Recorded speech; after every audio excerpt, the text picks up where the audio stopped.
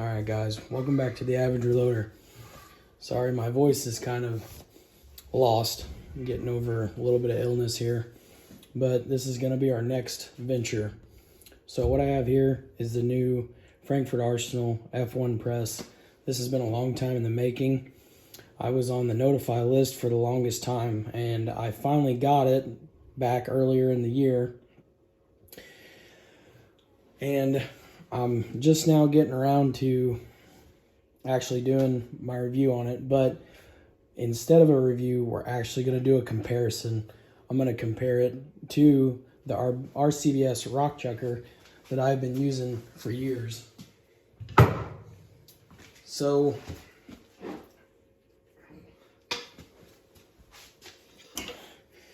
this thing right here, we're going to get both of them set up in the inline fabrication, and we're gonna do a test. The most accurate cartridge I own currently is a 6mm dasher. This is 6BR brass Lapua. It's gonna be with 103 grain vapor trail bullet.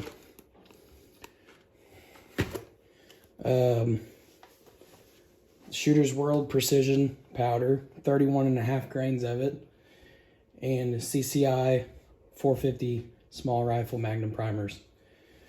We're going to do this from start to finish. We are going to, this is all brass that has been shot at Team Safari in New Mexico this year, about a month and a half ago.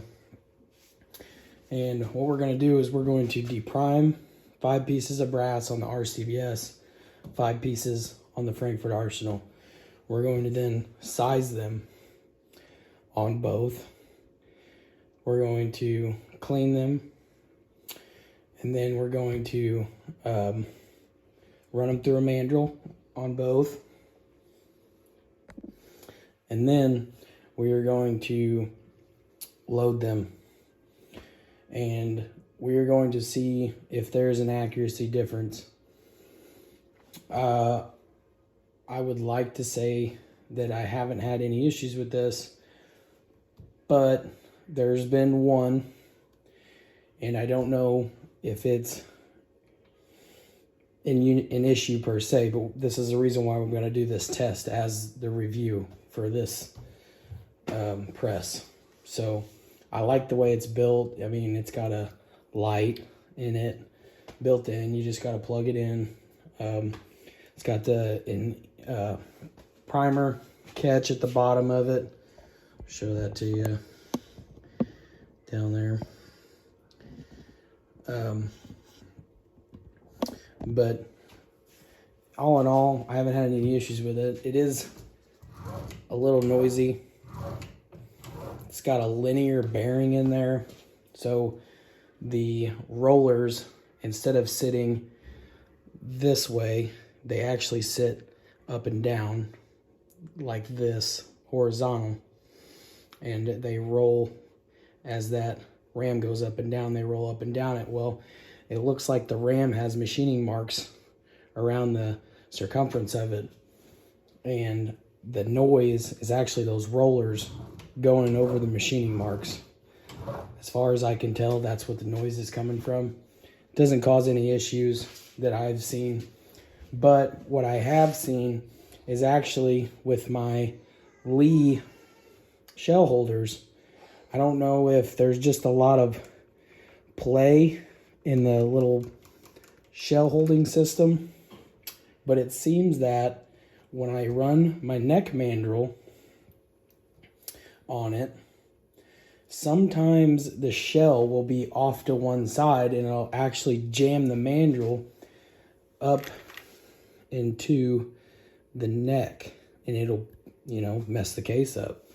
I've never had this issue on the RCBS, only on the Frankford Arsenal.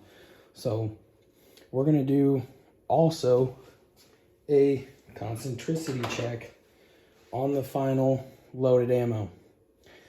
Okay, we're going to check all this stuff. We're going to make sure that there is nothing wrong with this. I know there's nothing wrong with the other one. I've never had a single problem out of it. Given this ammo that was loaded for Team Safari was loaded on the Frankford Arsenal, and I will put a picture of the group up here. It does shoot half minute. So we're going to, from start to finish, on each press, 5 pieces. And then we're going to go shoot those 5 pieces, and we're going to record the group. We're going to record the concentricity, all that. We're going to see if there's a difference between these two. This is actually almost half the price than what the RCBS is. I think I got this with a discount code for like $130 shipped. So, and I think when I bought the RCBS, it was like $239, $200, something like that without a discount code. So, I mean, it's right around $75 less, right around there somewhere. So, we'll see how this stacks up. And that's what we're going to be doing. I just want to get the best components that I have and give the best accuracy that I got out of my gun to see if there is a minute difference between these two. Because this gun, if there is, it'll show it. So let's get on with this, huh? I also want to mention that all the powder will be dispensed through my FX120i and a V4 auto trickler system. So it comes down to 0.02, which is 2/100 of a grain accuracy. All right, let's get started. We're gonna go ahead and remove this. This is a seating die.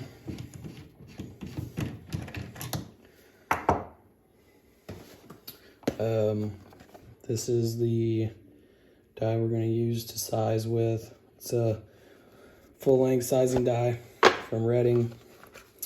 The decapper has been removed.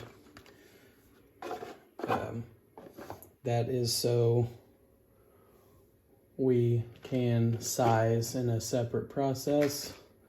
Let me pull out my decapping die. This is what I use to decap with. This is just a universal decapping die. I will say that I did have to grind down a decapping stem for these really tight primer pockets on the brass of the Lapuas, or Lapua, as it's correctly pronounced, I guess.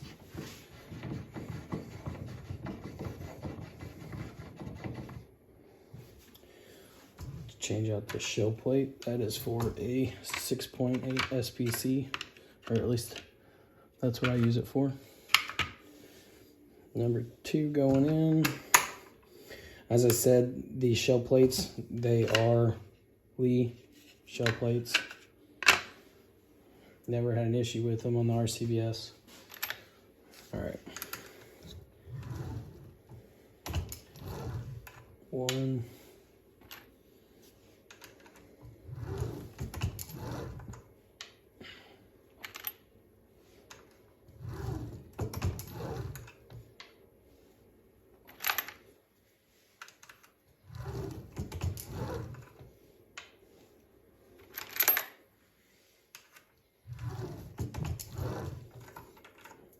All right, there's 5 down on there. I'm gonna throw each different sets of brass in a tumbler. This is the the Harbor Freight tumbler, rock tumbler. That's what I use. I use stainless steel media pins to tumble them in. The mixture of liquid there is a cup of Dawn Platinum dish liquid, and a good sprinkle of Let Me Shine, and then water, of course. All right, this is actually the first time that I'm going to reload on this press since early this year. I finally got all my bench and my reloading room put together here. This is my new house that I just recently built the end of last year, and finally got around to putting all this together towards the beginning of the summer. So we're gonna go ahead and get started on the RCBS here. Our shell holder in. Not that the priming step really matters, but if we're gonna do a comparison, let's just do a comparison, right? So we'll do both steps separately. I am pretty sure that there is a difference between the two presses as far as the die setting. So we will have to go back and forth on that. See, like that's got a hard stop on it. So it's been reset for the Frankford Arsenal. So let's just get 5 more pieces here. And just let these primers fall out. It's whatever.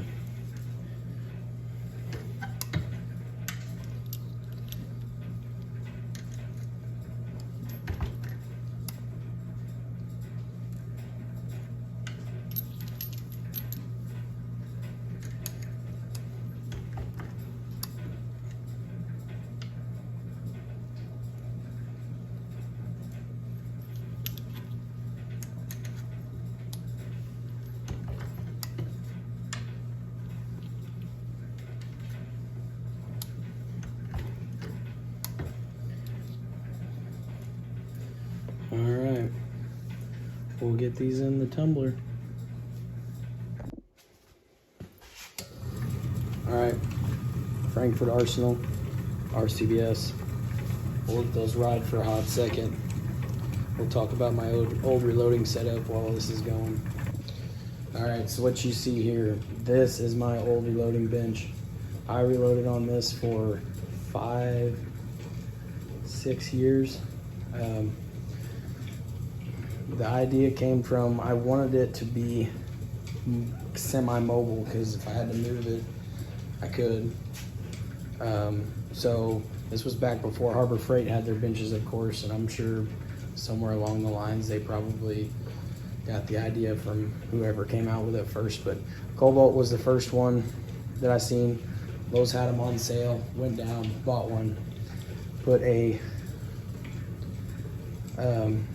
I think that's a 2x8 or 2x10. I don't know. I'd have to measure to find out. And 1/2-inch bolts over there. And so I put the whole bench together, put this top on, and I bolted this top down because it's not meant to be bolted down. I put all those carriage bolts in the top, bolted it down, and then right where the press was going to sit, I wanted it to be really rigid. So I went ahead and put that 2x8 on there and made it really super sturdy. And there wasn't much deflection in it after I put that over there. And that's what I reloaded on for years. Served its purpose. It, you know, did well. And now it's here sitting in the reloading room. I just do my annealing on it and kind of just spare space, got stuff stacked on there, whatever. But I will give you a look around here. It's still a work in progress. So basically here we're gonna have a wall with slat wall. That's where all the guns will hang.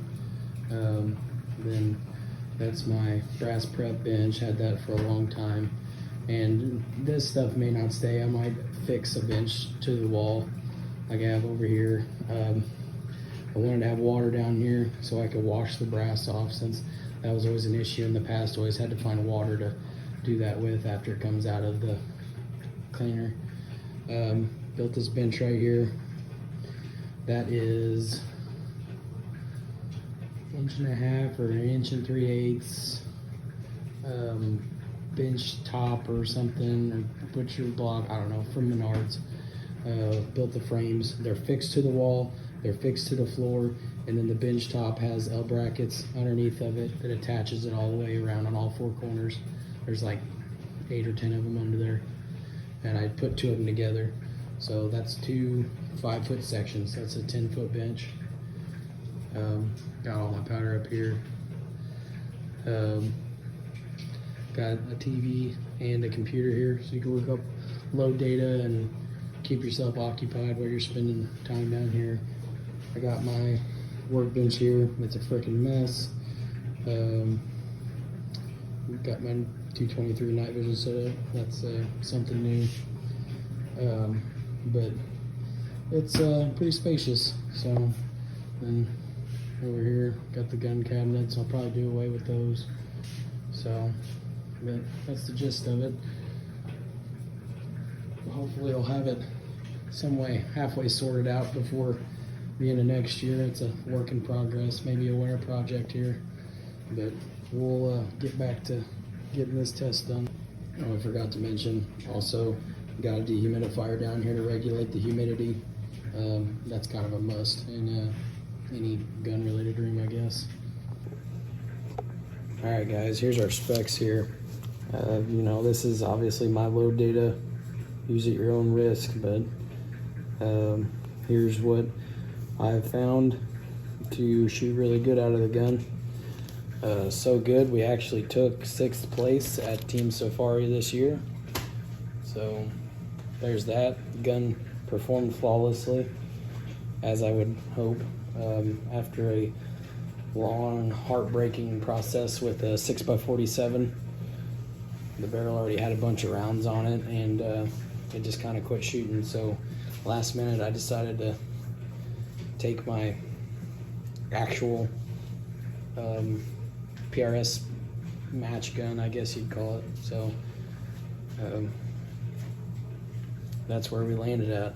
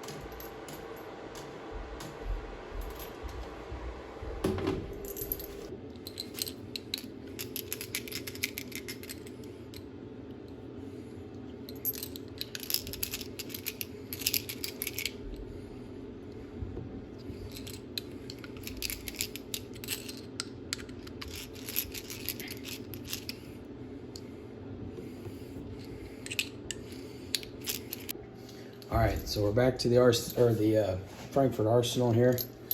We got our semi-prepped brass. Now we need to go ahead and size it. This is the case lube I use. Works really good. I mean, any lanolin case lube is basically all the same.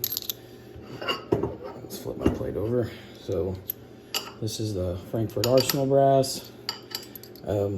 If you can tell, like, look at this brass after being cleaned. So that is from the dust down in New Mexico being on this and it being in my dump pouch.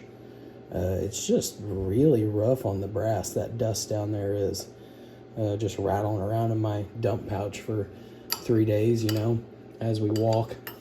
So not too friendly on it. Got my sizing lube.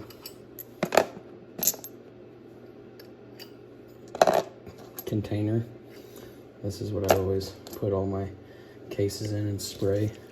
So give them a, and then wait a little bit, kind of let it evaporate, and then we'll roll them about 90 or so degrees and give them another good spray. I always like to point the case mouse away from, because I don't like to get the lanolin down in there. Not that it really matters, but it keeps me from having to clean the case mouths again when I go to load powder in them, because the powder will stick to the lanolin as it goes into the case. So by facing the mouths away, don't get any in there. And because we use a mandrel, my mandrel is a tin coated mandrel, and you really don't have to run lube on that. If I did run lube, I usually run the Lyman dry neck lube. It's pretty simple. You can usually leave it on the case, and well, it's got these little brushes in here. You brush it off and what have you. So this is already set up to run on this press, so that's why we're doing it first.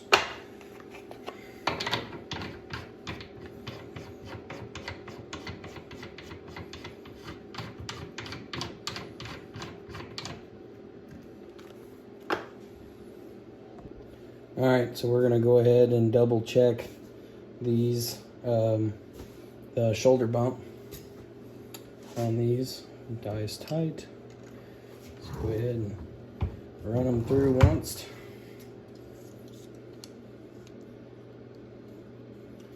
That is 1253. I guess I should have zeroed it before I did that, huh? There. Looks like we got about 4,000 shoulder bump. Do the next one. See what we got. 3.5, 4. All right, so we'll need that measurement because we're gonna have to make sure that we get the die set the same on the RCBS. All right, well, that's that. We'll go ahead and run the mandrel through it. As you can see, there's that tin coated mandrel. This is 6 millimeter. Can't remember. I'll go ahead and give you the exact size it is. This is Sinclair mandrel die. Sinclair mandrel from Brownells.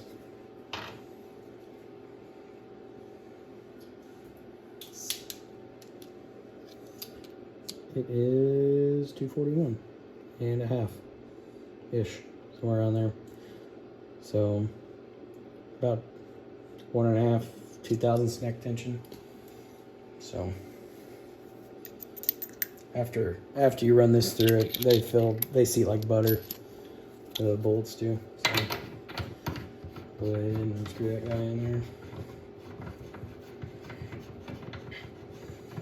Now, this is where the issues arose on this press, was sizing, or doing the neck mandrel, expanding mandrel. So that one went right in there. I'm just gonna put the cases up in here. That one went right in there. But it seems like it's got a kind of a line to it. If you watch the case, it just ever so slightly moves. Let's see if I can get a close up here. All right.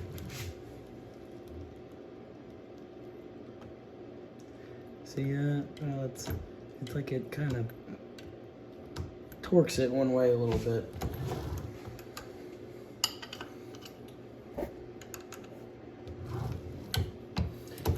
Well, of course we're not going to have any issues now.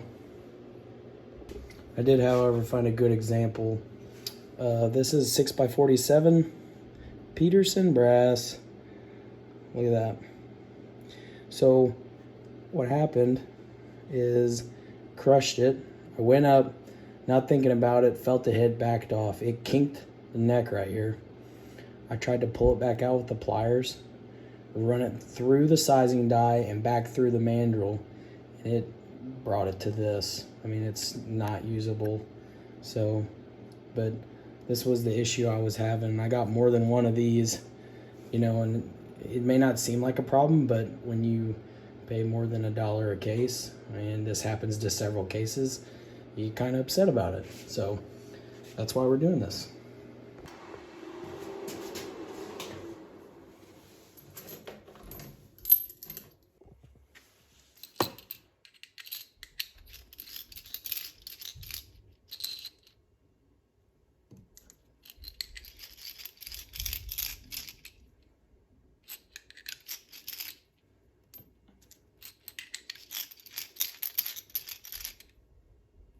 All right, Frankford Arsenal on the right, RCBS on the left.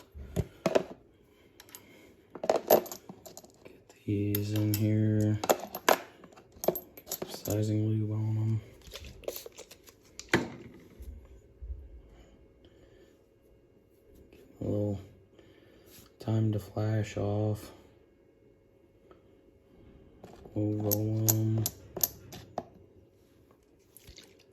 Spray the other side. Back in here.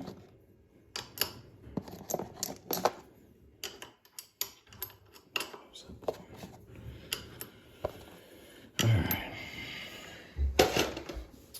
So I got the die loose. And we're going to go ahead and screw it down on there. See where it lands. I imagine it's going to be too deep. Yep, way too deep. So we're going to go ahead and back it up. Okay. So right there it's touching. I'm going to go ahead and back it off 2 full turns. Ish. And we'll see where this makes it land here.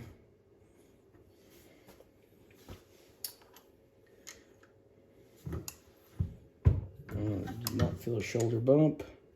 Looks like our ring is halfway down the neck there. So let's go ahead and get 1 turn out of it.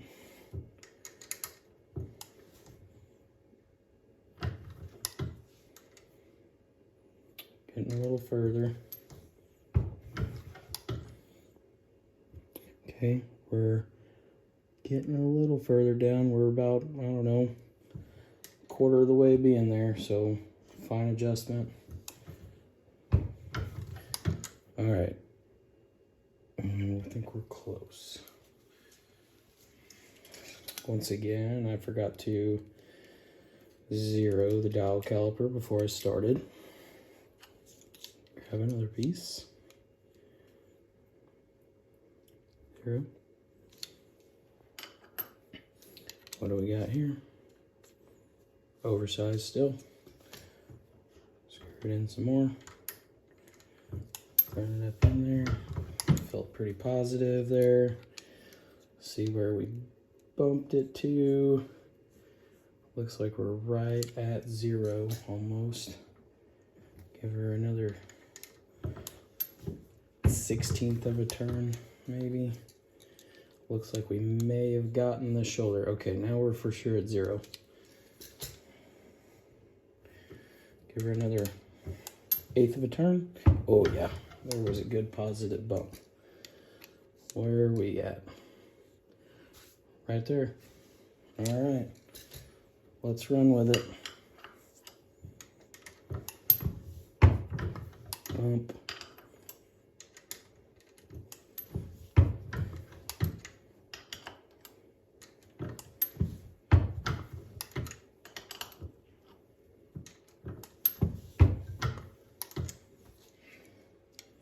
See what that last one ended up at. Showing 6. I think that first one showed 6 too. On the, who knows? Maybe it went a little bit more. Yeah, it looks like it went a little bit more. Another 1,000, whatever. The first one made it there anyway, so it's probably because I didn't lock the ring down on the die and then get it all locked up, but it is what it is.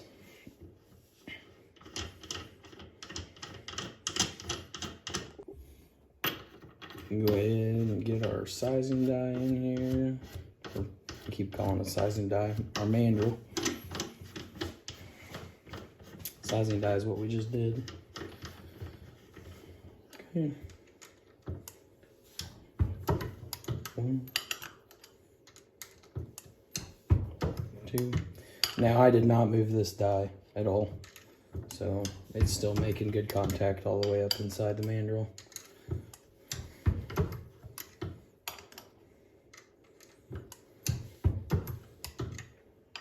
All right, let's get over to priming. Here we go.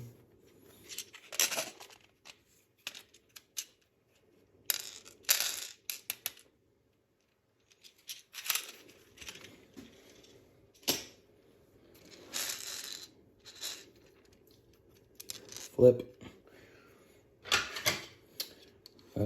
Got this is the Frankford Arsenal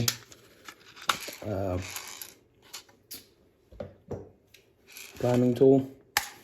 Love it. Got an adjustment here for primer depth. This thing's great.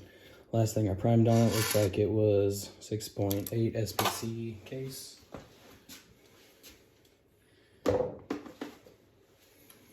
Pretty easy to swap these out. You just push that down right here. Slide your right shell holder in there. Good to go.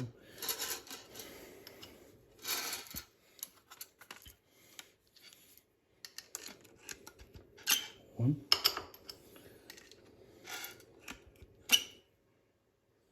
Nice and flush.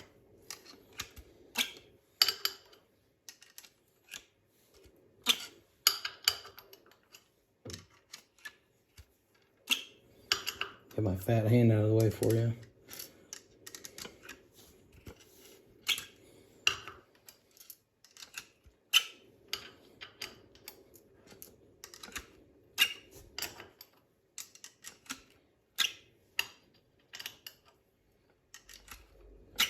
Last one. All right.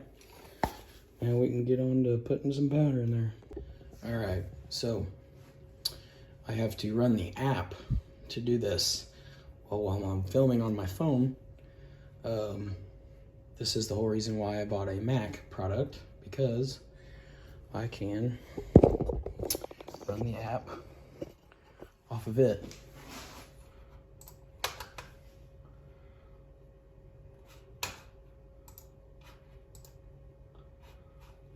So I can do all that off of there while I'm on this. So works out pretty good. We gotta run a calibration on it, but first we gotta fill the tubes.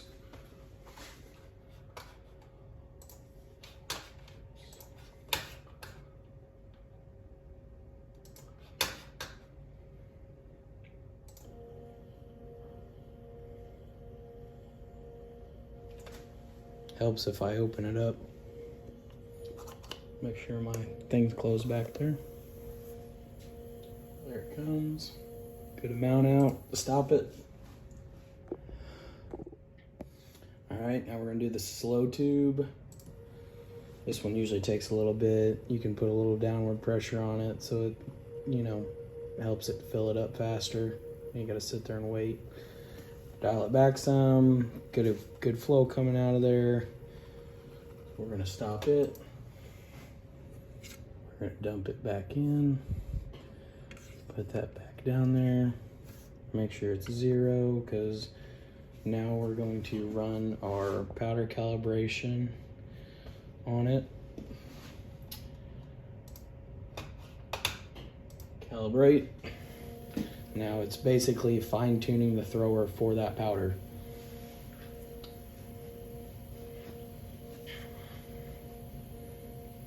It's gonna try all its little algorithms with the motors and all that so it can give a good flow rate and hit the target every time.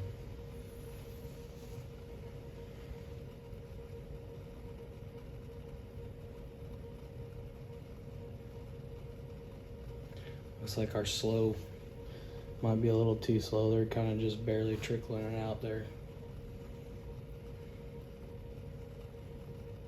So we might have to take some of these out.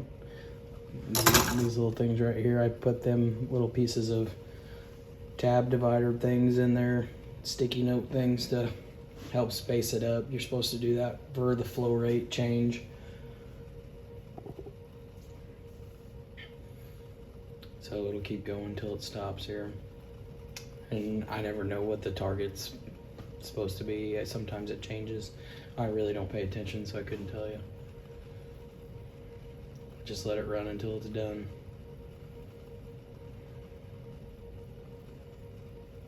Just dropped the motor speed a couple seconds ago. Okay, there it is. All right, now here's the menu that it pops up. So it's too slow, like I figured.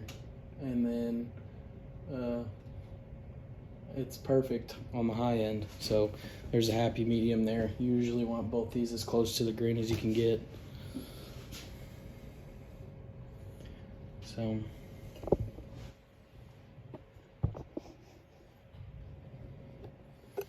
but we'll run with it. All right, here we go. 31.5 grains.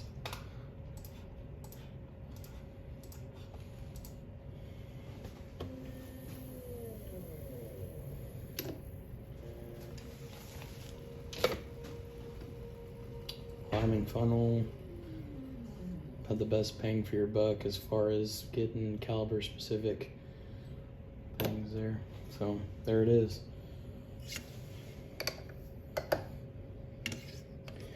It's fairly quick for what it is. I'll definitely give it that.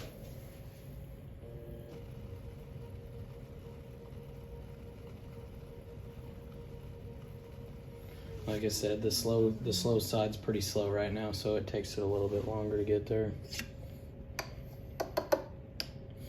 And we can mess with the adjustments, but I'm not all that worried about it. All right, there's nothing else going on here. I'll just see you guys back at pushing some bullets in. All right, so what we're looking for here, seating some bullets. I got in my notes that it is 1.721 to the ogive. So I think I changed this on the other press, the seating depth. So, I mean, obviously it wasn't set to it anyway, but don't think it's gonna matter. I'll just back it way off.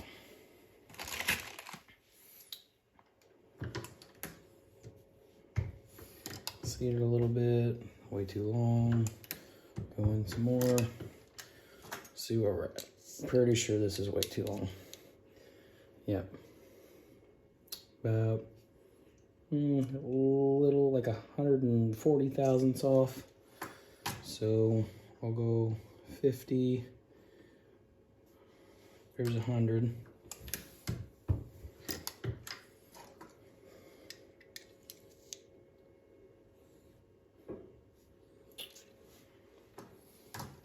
See, we need to go, we'll go Another 50.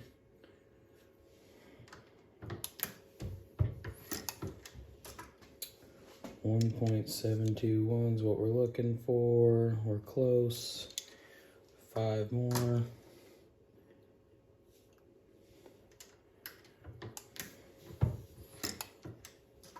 Give it that bump.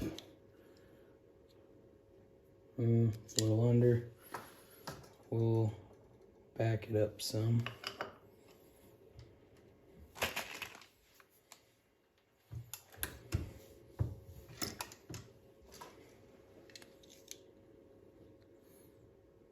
Close enough.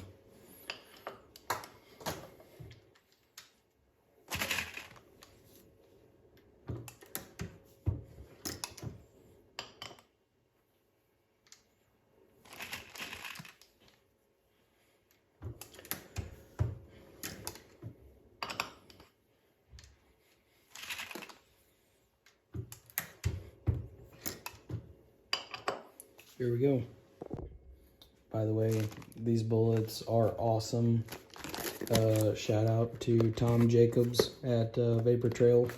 It's a fantastic range and a fantastic company. Check him out. He's awesome. All right. We got the Frankford Arsenal back in there. Keep getting them mixed up because I keep switching them.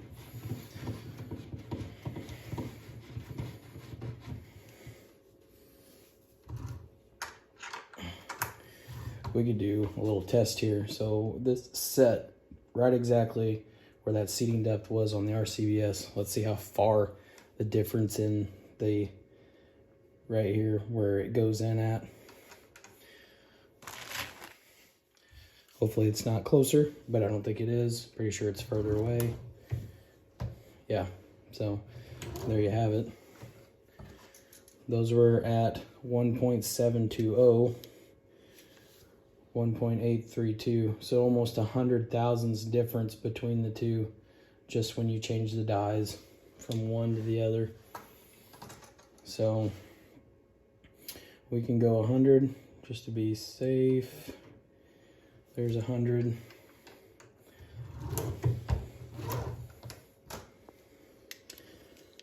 Put us in the right there, 1.735. I need to go 15 more. There's 10. There's 15. Should take us right there to it. Yep. We'll back off 1,000. Get it right there on the nose, hopefully.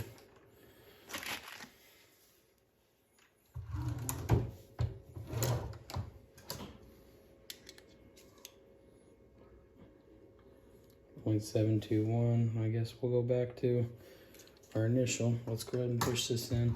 We want to keep it as close to the same as we can here.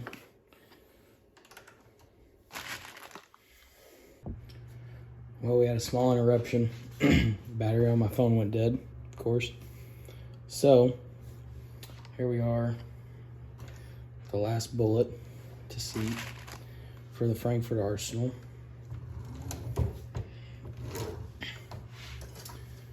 And right there. So let's go over to the concentricity gauge and see how these measure up to each other. All right, so each one of these specific lines is 0.5 of an inch.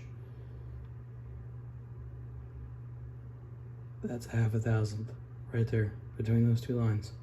Okay, up first, Frankford Arsenal. I'll probably have to adjust this here because I believe the last thing that I checked on this was a really short cartridge.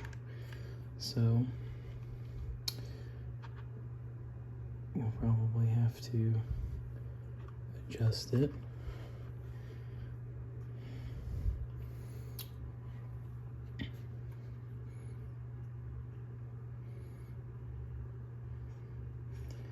So we got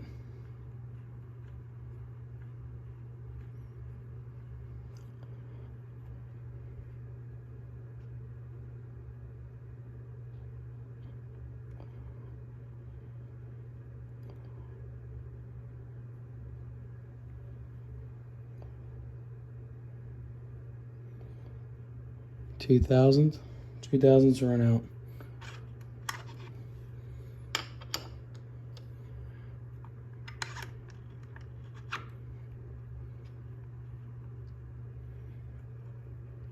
$2,000 to run out. We'll just check all of them.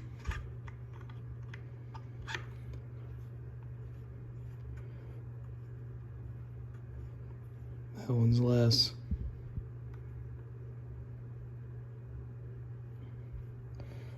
That one's 1,000 to run out. Oops.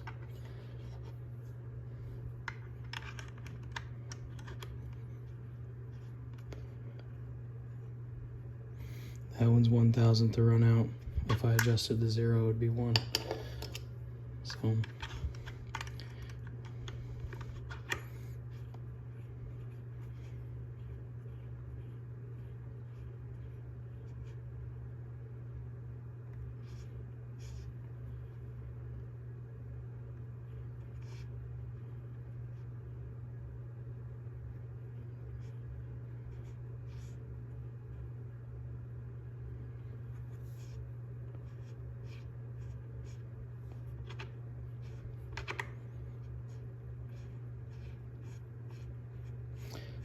$2,000s run out.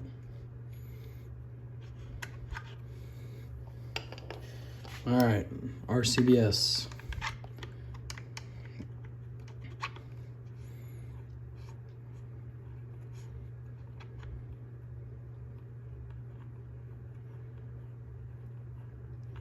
A little over half a thousandth, almost 1,000.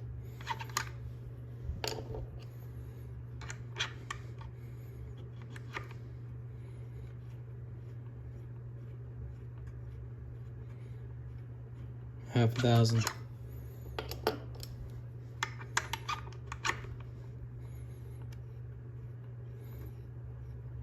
Half a thousand.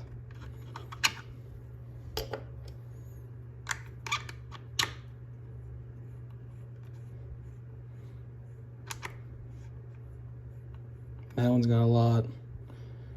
He has 1, 2.5 thousandths.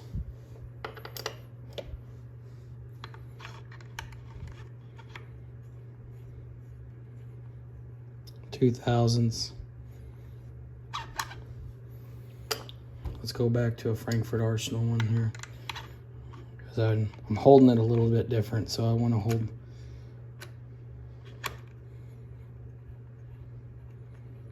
Yeah, 2,000s. I just wanted to double check that.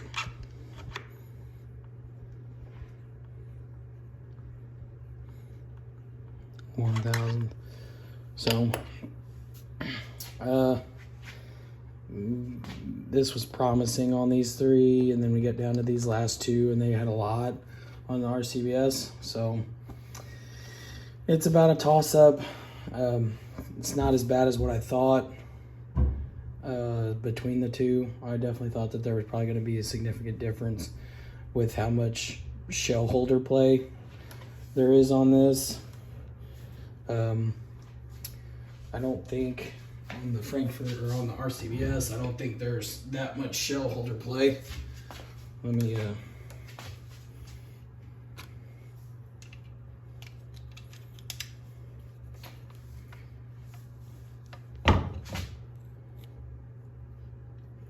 see, there's just, I mean, it rocks, but it doesn't move.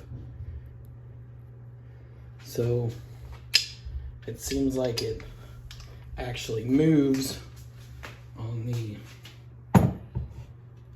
Frankfurt Arsenal, which allows it for the issues that I had with the 6x47, I guess. So we'll get out on the range and shoot these groups and see how they turn out. Maybe that'll give us a telltale, or maybe it won't. I mean, this is just a comparison. We'll see what happens. See out on the range. And just in case anybody was wondering, the set screw is not touching.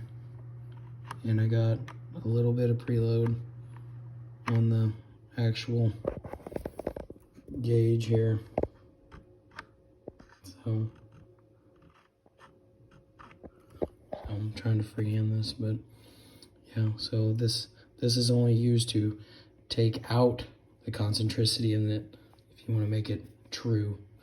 So just a little FYI there. All right, guys, what we got here, my 6-dasher.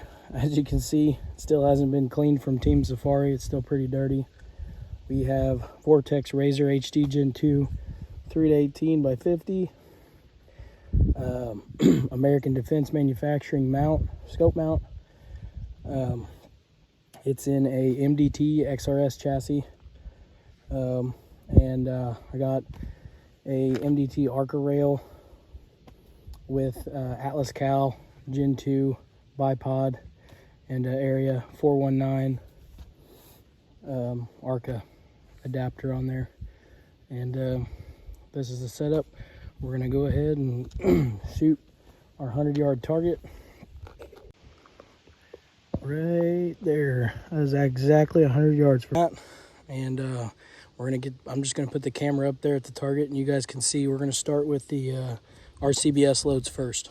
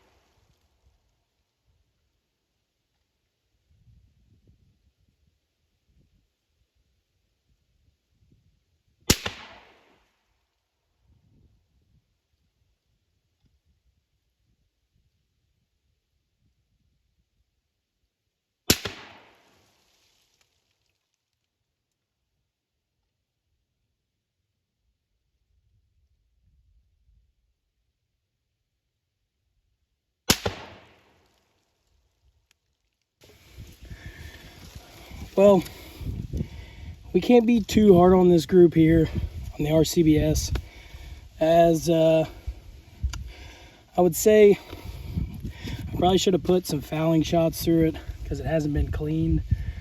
I mean, even if it was cleaned, it should still have some, but the bore may have been a little dirty. But judging by the looks of these, Frankford Arsenal came out on top. I'll put the measurements up here. You guys can see for yourselves what they measured out to be, but from the looks of it, looks like it goes to the Frankford Arsenal.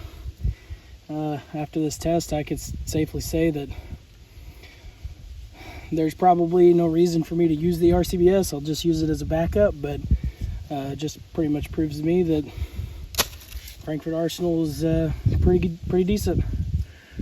So for the money, can't really beat it. All right, guys. Thanks for watching.